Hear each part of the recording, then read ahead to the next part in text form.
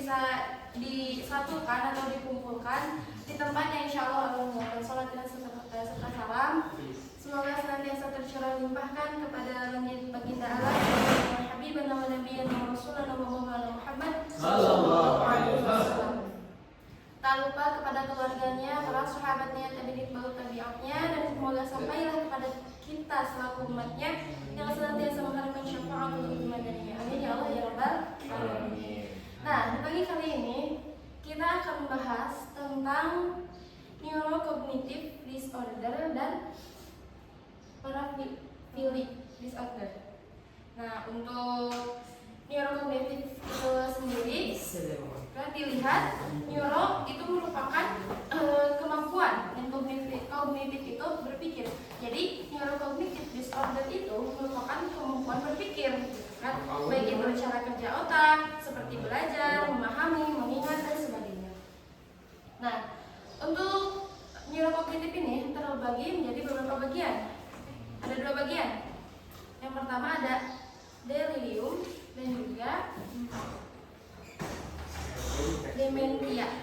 Untuk delirium akan dijelaskan oleh Saudari Najla.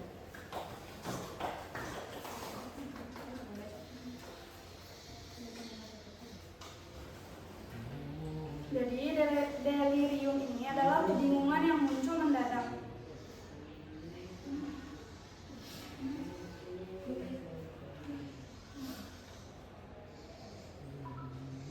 Delirium adalah gangguan kesadaran yang muncul secara tiba-tiba dalam hitungan jam atau hari akibat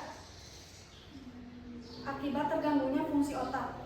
Nah, ciri-ciri utama penyakit delirium ini sulit berkonsentrasi dan mudah lupa, kesadaran yang menurun, bicaranya tidak jelas, dan perubahan perilaku dan emosi yang mendadak. Nah, penyebab umumnya adalah infeksi atau demam yang tinggi, efek obat-obatan atau keracunan, atau gangguan metabolisme yaitu kurang tidur atau stres berat.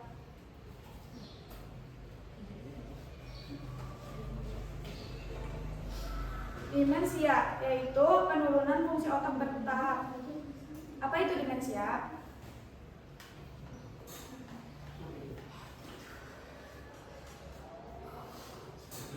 Yaitu adalah penurunan kemampuan otak yang terjadi secara perlahan, mempengaruhi ingatan, berpikir, bahasa, dan perilaku sehari-hari.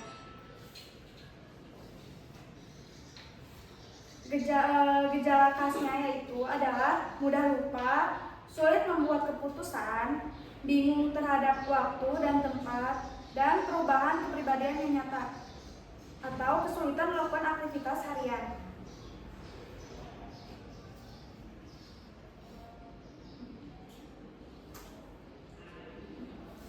Delirium yaitu muncul mendadak dalam jam atau hari, dapat sembuh, ataupun penyebabnya karena infeksi metabolisme. Pengobatannya yaitu adalah medis secara langsung. Nah, demensia yaitu berkembang bertahap selama bulan ataupun tahun. Tidak dapat sembuh total, hanya diperlambat. Penyebabnya karena kerusakan otak permanen. Nah, pengobatannya itu adalah obat, terapi, dukungan dengan keluarga.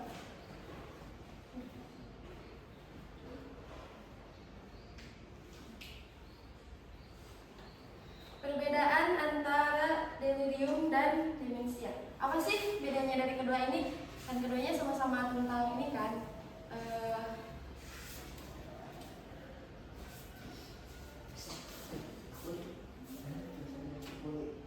Keduanya itu sama-sama berpengaruh terhadap kemampuan berpikir. Nah, perbedaan antara keduanya, untuk delirium itu sendiri sifatnya itu muncul mendadak. Berupa jam ataupun hari. Lalu kesadarannya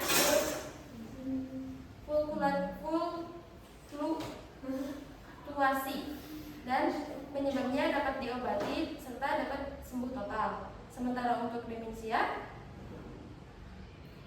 berkembang perlahan, gitu kan? Berkembangnya itu perlahan, kesadaran tetap utuh di awal, Lalu kerusakan otaknya permanen dan hanya bisa diperlambat, dalam artian tidak dapat disembuhkan secara total. Nah, pengobatan delirium ini pada penanganan penyebabnya itu disebabkan oleh infeksi obat atau metabolisme gitu. Sementara demensia itu memerlukan obat-obatan, terapi psikologis, psikososial, dan dukungan keluarga untuk memperlambat penurunan fungsi kognitif. Nah, pembahasan selanjutnya yakni tentang paraphilic disorder. Apa itu paraphilic disorder? Paraphilic disorder adalah gangguan yang ditandai dengan ketertarikan seksual yang tidak bisa dan berlangsung terus-menerus, yang tidak biasa dan berlangsung terus-menerus, sehingga dapat mengganggu diri sendiri maupun orang lain.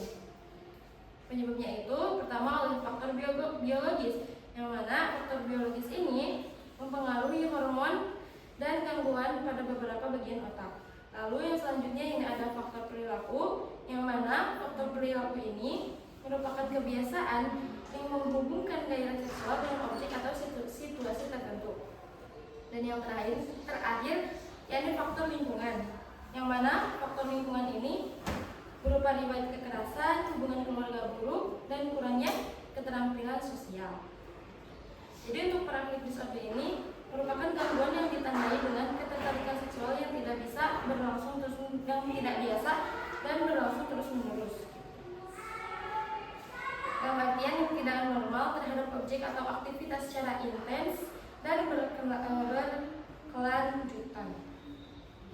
Jenis-jenis paraphilic disorder yang pertama ada pruritus, yang mana merupakan kepuasan dari mengintip orang tanpa sepengetahuan mereka.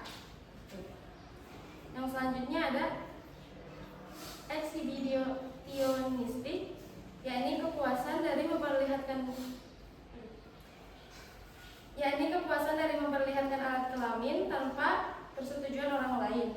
Lalu ada masochism dan sadisme, merupakan kepuasan dari menerima atau memberikan rasa sakit dan penghinaan. Yang selanjutnya ada pedofili, yang mana merupakan ketertarikan seksual terhadap anak-anak, sangat berbahaya dan memerlukan penanganan serius. Yang selanjutnya ada fetishistik, yakni gairah dan dari benda mati atau bagian tubuh tertentu seperti sepatu, rambut, kaki. Dan yang terakhir ada transvesti, yakni kepuasan dari mengenakan pakaian lawan jenis secara berulang.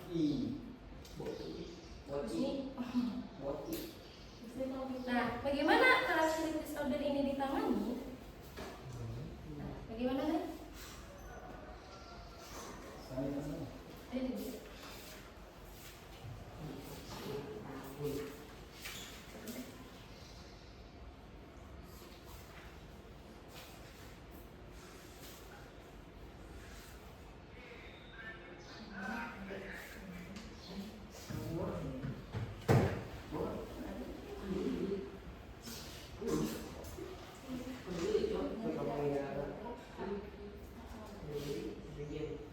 Dengan tidak CBT, terapi aversian, pengobatan biologis.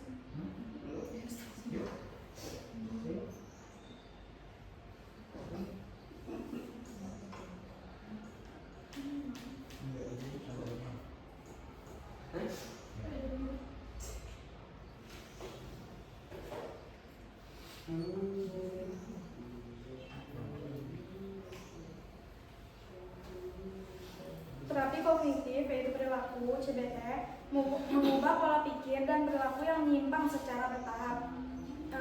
Kalau terapi aversi yaitu menghubungkan perilaku menyimpang dengan pengalaman tidak menyenangkan untuk mengurangi dorongan. Nah, pengobatan biologis yaitu obat untuk menurunkan kadar testosteron jika diperlukan atas pengawasan dokter.